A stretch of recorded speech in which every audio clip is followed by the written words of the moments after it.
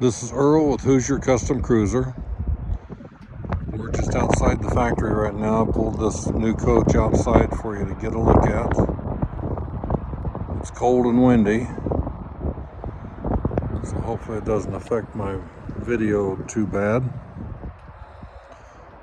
This is a new color, custom ordered by the people that ordered this coach.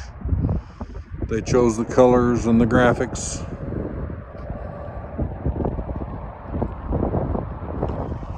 I think it turned out really nice. So this has more colors and more graphics, more swirls and so forth than we normally do.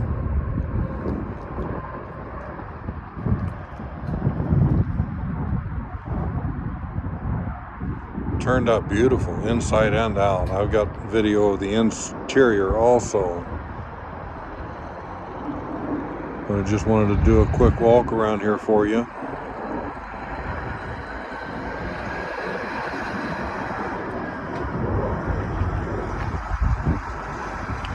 This is Earl with Hoosier Custom Cruiser.